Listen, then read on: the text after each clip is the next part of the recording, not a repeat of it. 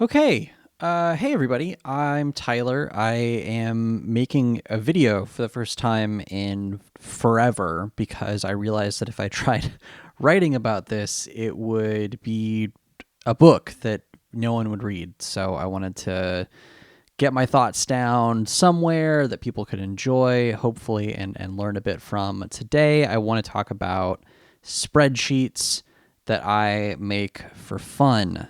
My brain is broken, and I have decided that Google Sheets is the way that I am coping with everything in the world right now.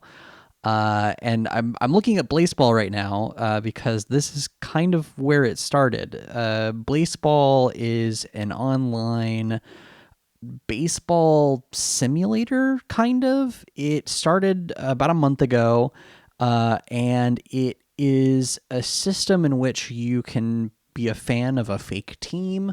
There's a new game every hour. We can see right now I started this at the exact wrong time, so there's not a game on right now.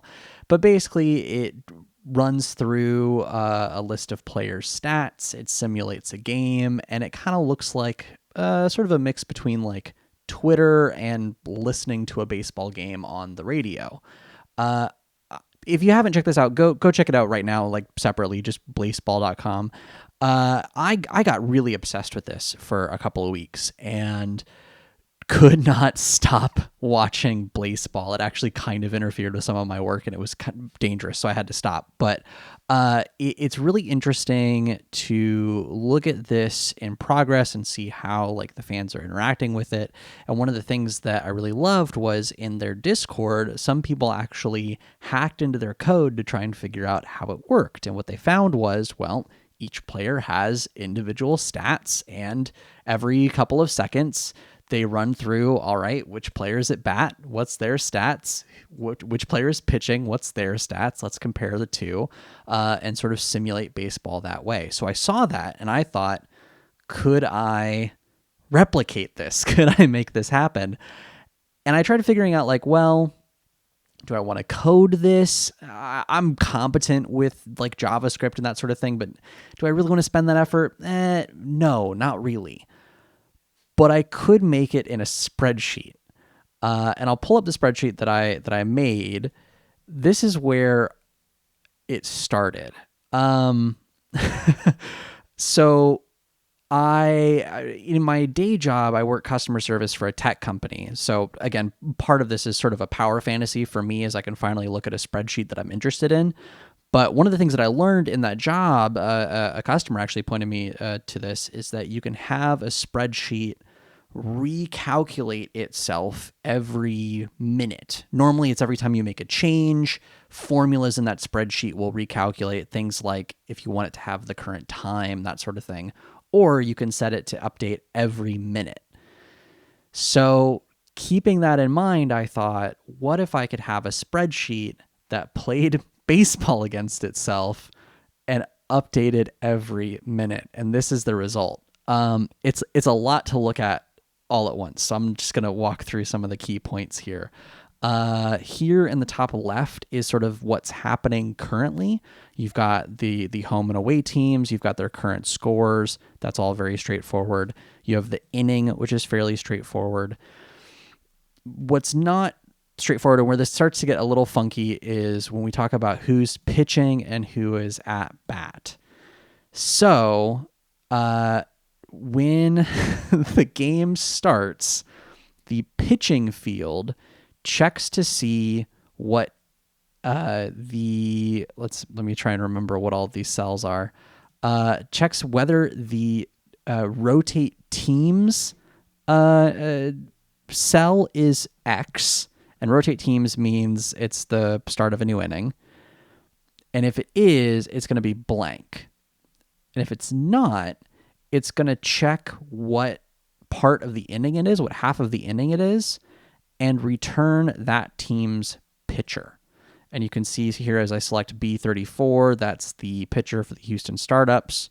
So that's if it's the top of the inning. And if it's not the top of the inning, it's going to pick the pitcher for the San Francisco Parking Spots, who's this player here. Then it does a thing where this cell over here just checks for their name, and these cells all do a VLOOKUP to look for, okay, what is the relevant stat for that player? So in this case, I gave them a bunch of different stats. The stats for Blaseball are pretty funny, but I wanted to stick to, I don't know, something fairly straightforward here. So they have power, they have speed, handedness, agility, accuracy, boldness, intelligence, and then some naming stuff. What that does is every time this spreadsheet updates and there is a pitcher and there is a batter, and the batter works in a similar way where basically like if there isn't a batter currently, and if it's not 3 strikes, and if it's not rotating teams, then we pick a different person from the team that is batting based on the batting rotation number, which every time there's 3 strikes goes up by 1 until it gets to 9, and then it starts over. So we just sort of rotate through batters. But every time there's a pitcher and a batter, we simulate a pitch, and that does a whole bunch of things. So we calculate like, for in this case, if the pitcher, well, let me back up. The stats, I told you this is going to be weird. The stats are random numbers between 1 and 100. So basically it's like a percentile chance that something is going to happen. Okay. So the first thing we check is the pitch in the strike zone? And that is a random roll of the die, basically, against the pitcher's accuracy rating. So if they, on a percentile, random percentile number, if that's less than their accuracy, that is in the strike zone. Then we check, did the pitcher swing, or did the batter rather swing at the ball? And that is a check of a bunch of different things, but it's basically, if it is in the strike zone, is the batter agile enough to, or intelligent enough rather, to swing? And if it's not, are they stupid enough? Basically, are they stupid enough and bold enough to swing even though it's not in the strike zone? Then, if they did swing, we need to figure out, did they hit the ball? So it's a competing roll then with the accuracy of the batter versus the speed and power of the pitcher.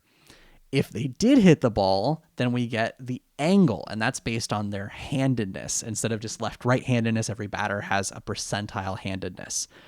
If the angle is outside of this imaginary baseball field that we've set up, it will be a foul ball. If it's not a foul ball, then we calculate the distance. And based on the distance, we do a whole bunch of calculations. Let me open this up. This was a nightmare to troubleshoot, let me tell you. We do a bunch of calculations to see, okay, if we're so far out and so far to the left or right, what player is out on the field in that position who might be able to catch it? And is that player agile enough and smart enough to catch the ball? And then we get a result to see, okay, was the ball caught? If not, how far out did it go? Approximately how many bases would this batter run in? And then we can see, and this is the part that I'm actually the most proud of in the spreadsheet, this is sort of our visualization of where the runners are on the field. And that's calculated here, where we say, okay, every time somebody bats, did they get a run that wasn't caught? And how far out was it? Approximately how many bases could they run? We add to these numbers here, and we see who's on base at any given moment. So right now we can see that this player, who is that? Is that Sylvia Wade? Sylvia, the playwright Wade, is on third base, and then this cell just checks to see who's on third, basically. That's the sketch. Anyway, so all of that is happening once every minute. There's a bunch of other things that I could talk about here, and some things that I actually really want to fix. I'm really happy with how it calculates like strikes, for example. This is using a really cool thing called iterative calculation, and this is actually something you have to go into your settings to turn on. If you go to File, Spreadsheet Settings, you can go to Calculation, and then you can say Iterative Calculation. This effectively lets the spreadsheet look at itself. And this was one of the most difficult things to figure out. when you do a calculation in a formula, typically it needs to be using data from other formulas, which can be fine, but I wanted this cell, this strike cell, to look at itself and see, okay, if the pitch was a strike and I am at 1 strike, set this to 2 strikes. If I am already at 2 strikes, set me to 3 strikes. If I'm already at 3 strikes, set me to nothing again, because then the out is going to look at me and say like, oh, well, there's one more out.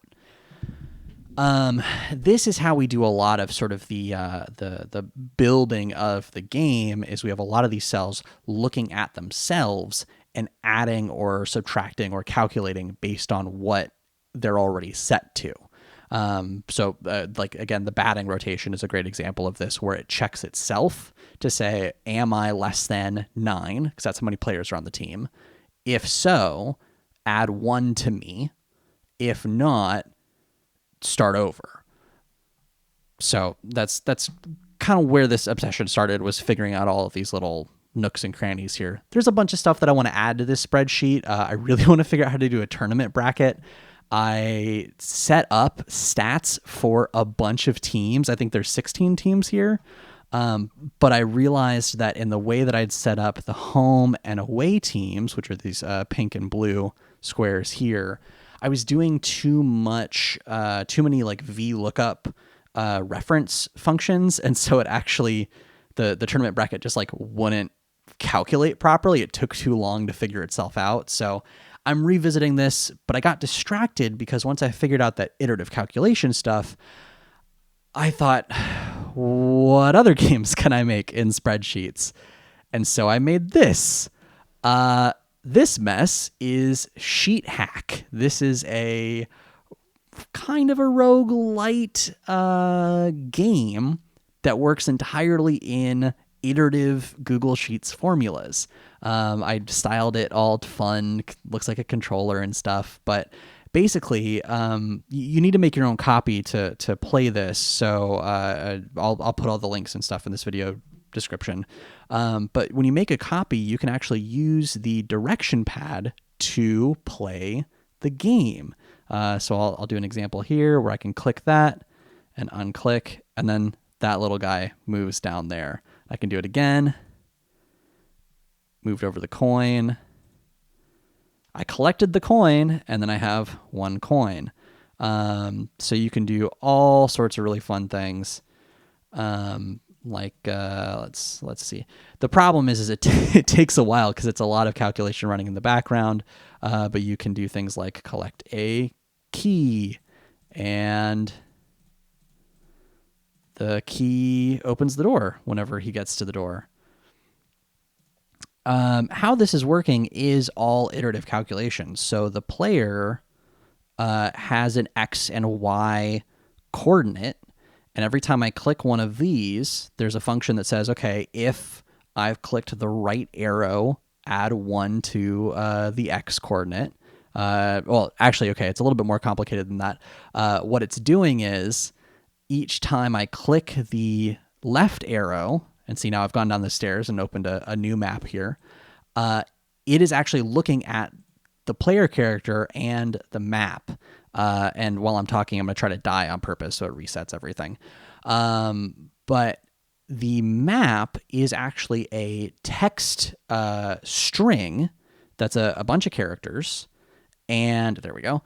And I'm using a regex function to extract the text from the map to display all of these sprites here. So let me use this filter here, and I'll show you what that looks like. I have a filter hiding all the guts, basically.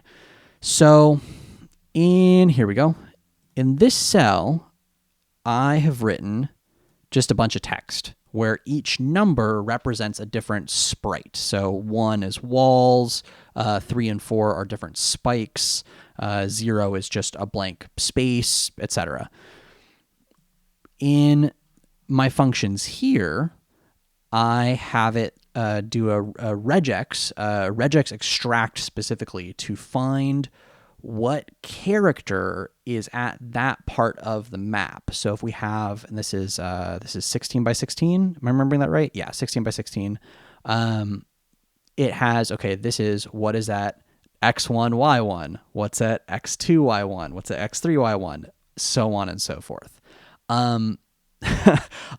Looking back, I wish that I had done this with the array formula, but I did not know that existed until like a couple of days ago. So hindsight is 2020, I guess.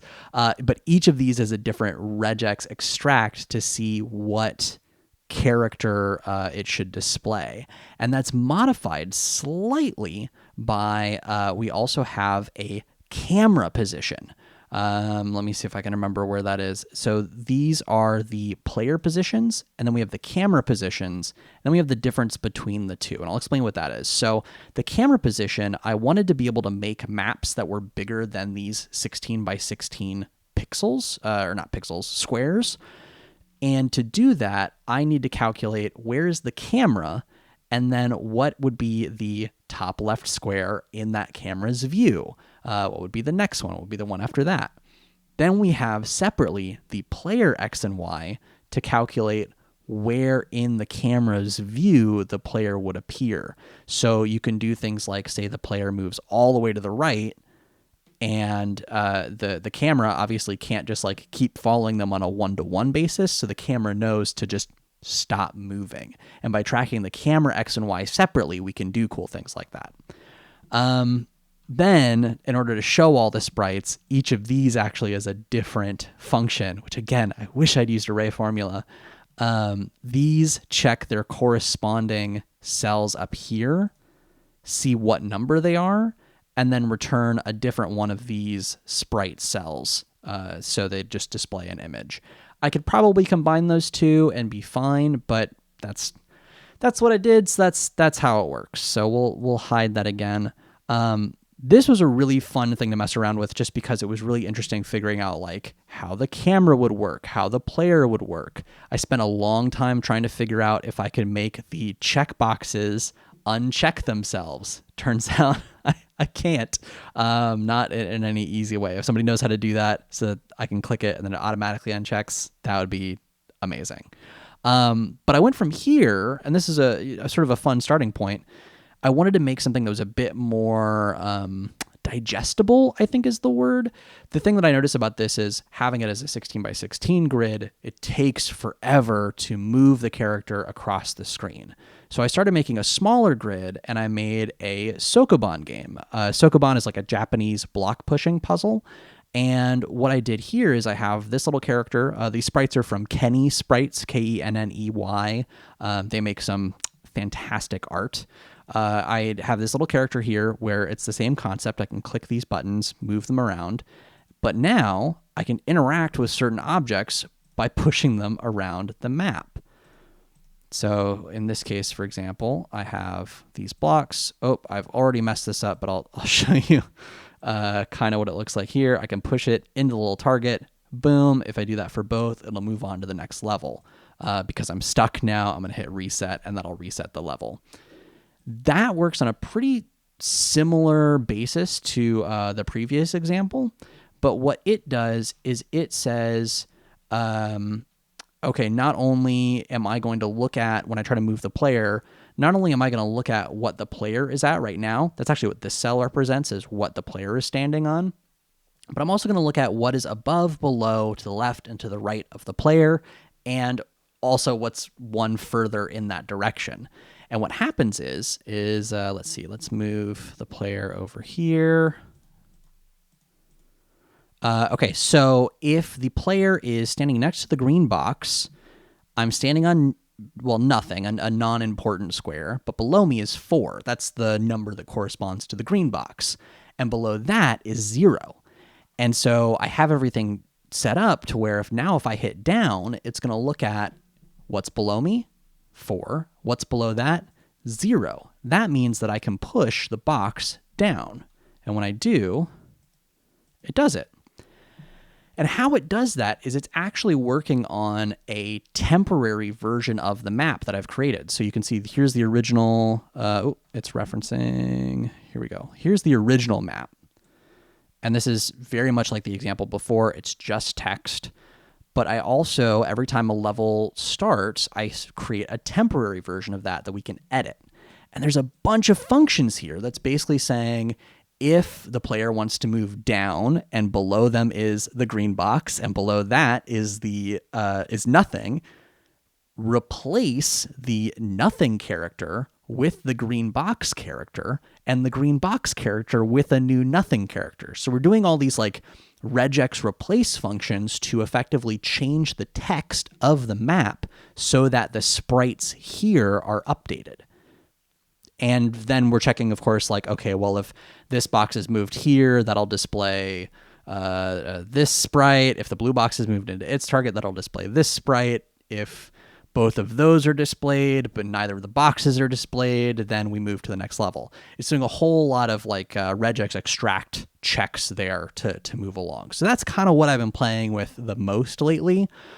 The next thing that I really want to get into is, well, I was about to say making it fun, but I want to figure out other ways to play with the conditional formatting here.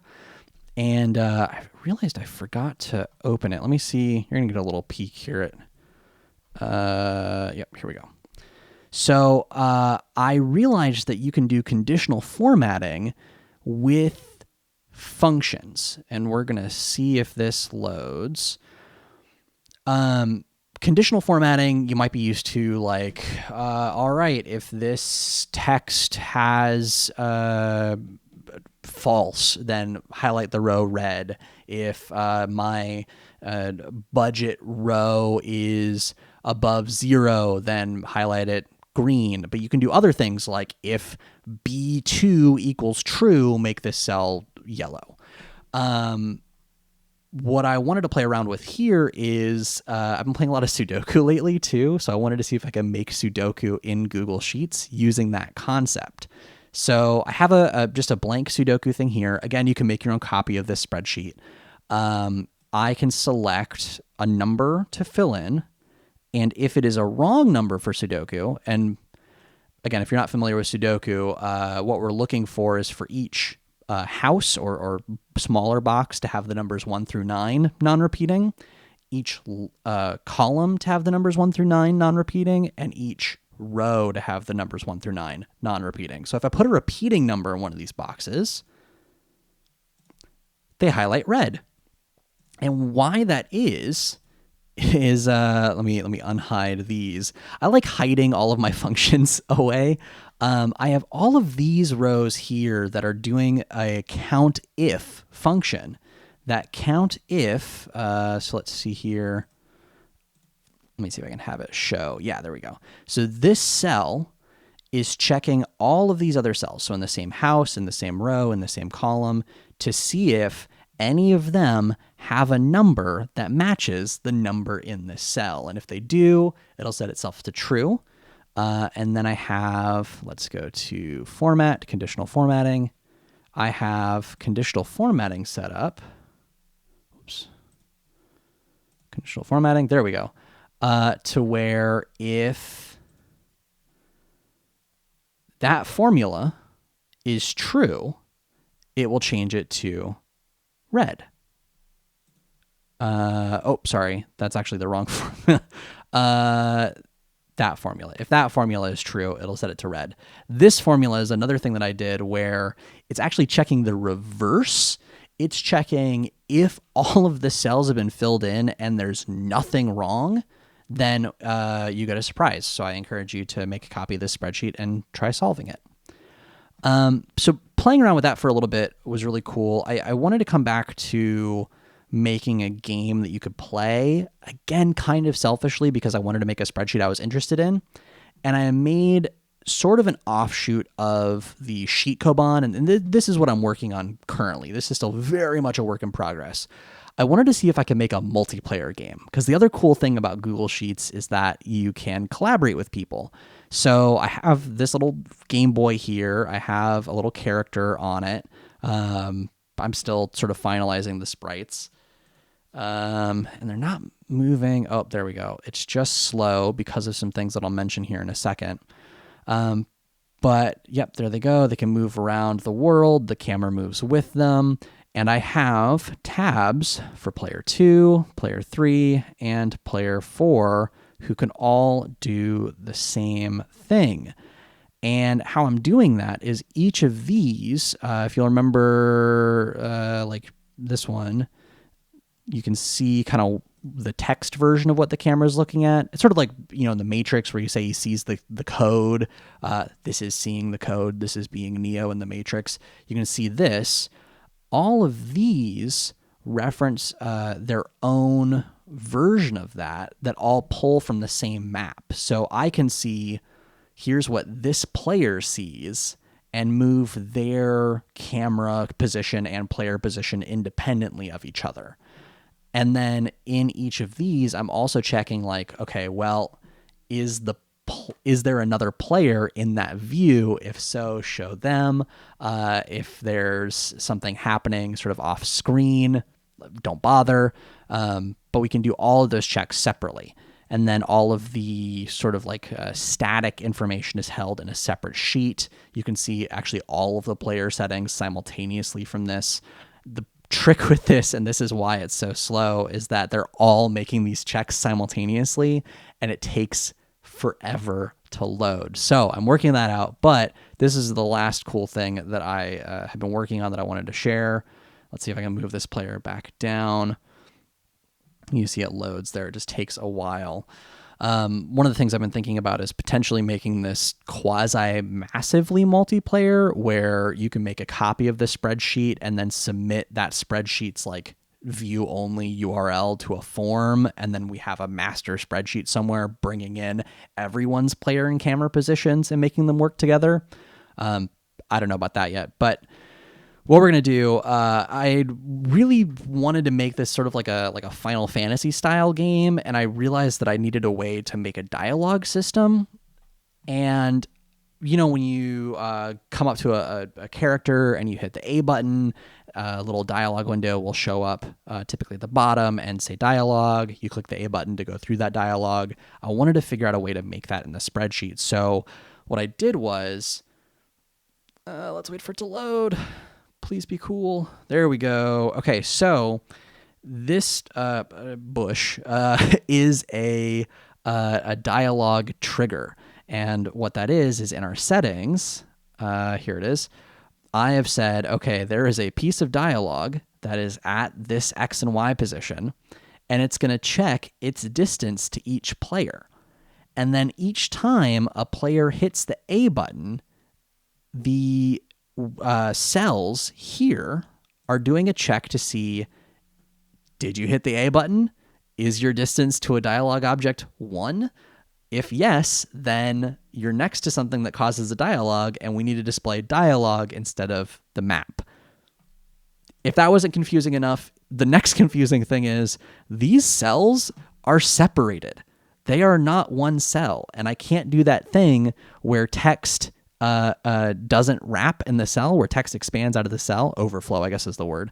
It just doesn't do that for whatever reason, because I've already set these cells to also display sprites if I'm not in dialogue. So what I had to do was, let's look at the function for one of these.